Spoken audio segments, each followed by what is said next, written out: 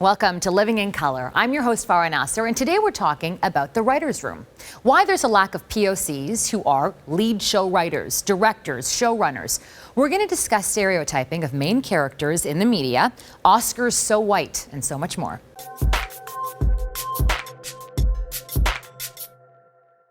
Today I'm joined by Tina Hassannia, who is a film and culture journalist, as well as Amar Wala, who is a director and producer. Thank you so much for being here, both of you. Thanks for having us. Thank you. Let's start by talking about POCs when it comes to things behind the scenes. So I feel like in front of the scenes, when it comes to people on camera, even in journalism and in TV, we're seeing a change. But are we seeing enough of a change when it comes to POCs behind the scenes, in the writer's room? I'll start with you, Tina. Mm-hmm.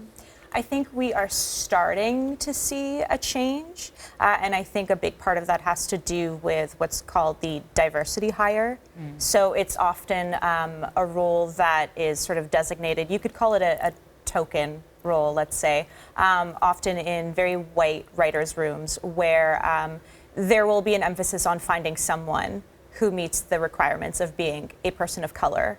And so we're starting to see that a lot, and there's like this huge scramble, if you will, of finding people of color who have been writers or, you know, who have that kind of experience to fill these gaps. But I still think that we're like taking those baby steps, and we still have many systemic changes to change. Is it not good to start that way, to start by at least having one person in the door? Because obviously it's not going to change rapidly. Or is there a problem with just saying we want this diversity hire, we want this person who looks different? I would say there are some huge issues that it puts a lot of pressure on that person if they are especially if they're the singular, you know, person of color. Amar, you look like you want to say something.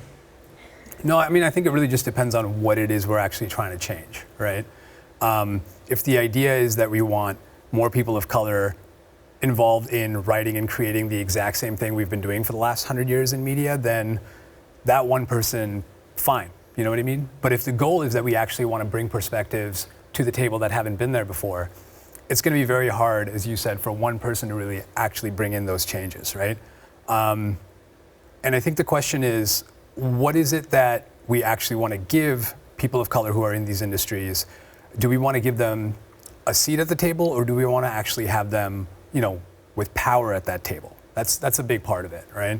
Ultimately, I want to make work that's about the world that I come from, and the world I come from is the same world that a lot of white writers come from, right? I'm Canadian, but my perspective is just a little bit different because of the things I've been through. I think I bring something that a lot of white writers can't bring. That doesn't mean that, you know, I can only do that one thing. That doesn't mean that we can only tell stories that come from a very specific niche, diverse lens, right? Our perspective is valued or is valuable no matter what the story is. So having us in the room will just make your work better. Is it that the writer's room needs to change, or the showrunners, or is it people right at the top? Like, is it people that, does it trickle down? What do you both feel? I would say that for me, it kind of starts in the writer's room. Like, it would be amazing to have more people of color at the like network executive level or whatnot. And I do think that that kind of change is inevitable. But I think, again, like for me, social progress is all about baby steps.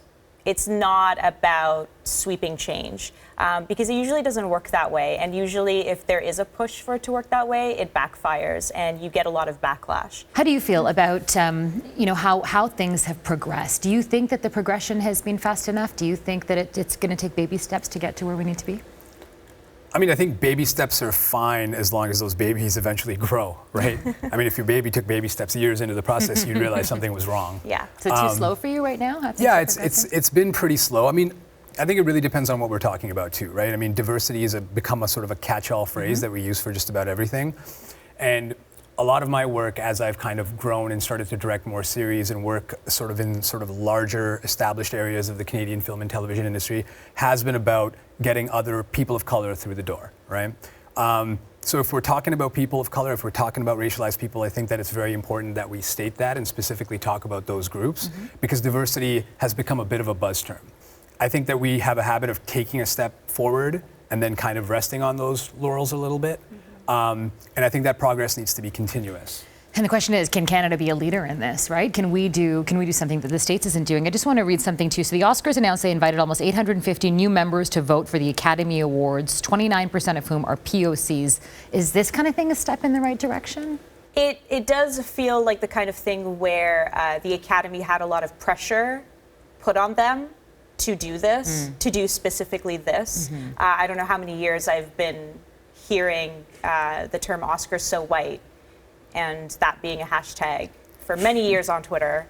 And it's often been reflected in the kinds of roles and movies and people who get nominated and who win. So pressure's great, in one sense. I do think that they could honestly be doing more, and I agree with you insofar as resting on your laurels. I don't think that the Academy is going to solve this overnight. I want to switch the discussion now to stereotypes, typecasting, tokenism. I mean, this stuff still happens. Give me some examples that you're familiar with that just irk you, and how you think we can see that change. I'll start with you, Amar. I mean, I don't know if I have any specific examples. I can say that I have been the only person of color on a team many times. And one of the things that makes my job very difficult is, as someone who is often the only person of color directing a specific show and is known for making work that touches on issues of race and identity, I'm often asked to be a catch-all for all issues of race and all identities, right? And I, as a South Asian man, can't represent the Black experience and the Indigenous experience and all these other experiences, yet that burden often falls on me. And so that's actually made it very difficult for me to kind of progress in my career, because part of it is that we do want to talk about our experiences as it pertains to things like racism, but that's not all we want to talk about as artists, right? But it often seems that we can only really get work if our work is about traumatizing issues that we've had in the past or issues of diaspora. It's very rare to see films about South Asian people that are just about regular things, right? The industry hasn't readily accepted those stories yet. And so when there's a story about us, it has to be connected to a trope in some way. I agree with Amar's saying, because I mean, it seems to me that like first and second generation immigrant people who like basically, grew up in Canada have a very different perspective, have a very different experience from what their parents or their grandparents would have had coming to this country, having lived possibly in their homeland for most of their lives, and that really shapes just who you are. You take on aspects of, white identity or Canadian identity, or however you want to describe that, and that makes you a very well-rounded person, maybe like a conflicted person. These are all things that would be fascinating to really explore through stories, but we don't really get a lot of that. We don't really, I think, explore stories like that. There's so much emphasis put on, like you're from Iran. Okay, tell me about like what it's like to be an Iranian, and they think somehow that I grew up in Iran. I didn't. I may have been born there, but I grew up in Ottawa, and I had to take on aspects of white passing in order to survive in elementary school, like growing up in a suburb. So these are things that I think these are the types of stories that I would like to be told, and maybe in the future we can tell those stories. What's stopping us right now? I mean, you're saying you're creating this content. I mean, you had a documentary at a school that you tried to pitch. Tell us about that and why we aren't seeing content like this, if there is an appetite for it. Clearly there is. I think that's true. I think we've proven that there's an audience for these stories. I mean, if one of the things that's been said for a long time to me specifically and to many filmmakers is that we're not sure who the audience for these stories are. Well, at this point, I think filmmakers of color have proven that there's an audience for these larger commercial stories that involve people of color, right? But I think, the difficult thing for us in Canada is that there's only so many places to pitch, right? There's only so many places that are actually making media work.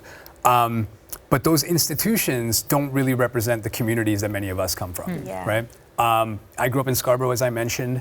The higher I get within the film and TV world, the more entrenched I am, the less my colleagues and that community looks like the place I grew up. right? And that's not just a problem in film and TV. That's a problem all across Canada, right? Institutionally speaking, we are still a very white country. So part of that is that Canada needs to make changes as a whole, as a country. And specific to that, media, even though we talk a lot about how there's not a lot of money in Canadian film and TV and all that stuff, it's still a highly coveted industry, right? It's people want to make work for their colleagues, for their families. They want to make work for the audiences amongst which they grew up. And so a lot of people are willing to work in these industries and are willing to sacrifice things like pay and things like that to kind of get involved in the industry. And the industry has kind of gotten used to that, unpaid internships, people working for free for a long time. And data clearly shows you that when you have a system that's built on that, built on people working for free for years, the people that are going to be able to survive are people who come from privilege, right? People from immigrant communities can't afford to work for free for years and years and years and work their way up in these industries. I want to highlight a program you actually have. It's a shadowing program for people of color who are trying to get into this industry. Tell us about it. It's started by under my company banner, which is called Scarborough Pictures, and it's a shadowing program for directors of color who want to work in episodic television, primarily in documentary episodic television.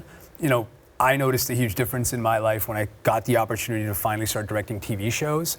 Independent film takes a long time, especially with documentaries. You work for many years for very small amounts of money. And so I started getting opportunities to direct TV, and I noticed that, as my financial situation got healthier, my work got better, my life got better. I just generally became a healthier, happier person. And I think that that's really important in the life and the career of a filmmaker, and I want that opportunity for other racialized filmmakers. And one thing I will say about Canada is that while many things are compared to the United States in this country, and our media is not sort of like immune to that, we don't have a history of talking openly about these issues in Canada, right? Yeah. So that's not just a media issue, that's a Canada issue. We don't talk about race in this country. Right? Yeah, Go ahead, what were you gonna say, Tina? we're often seen as like we're the multicultural, counterpart to the right. States, but our actions don't always line up with that view. And I think that's apparent in the fact that, this year is, the year that we have a Black female lead. Like that to me is a clear example of us not really living up to that standard that we keep talking about maybe, but we're not talking about it openly. I agree with you. This has been such a powerful conversation. I thank you both for your insight and your thoughts on this subject, and I hope we do see change. I hope we're not talking about this in 10, 15, 20 years. We have to see a change, and hopefully even sooner. But Tina, Amar, thank you so much. Thank you. Thank you. And thank you for watching Living in Color.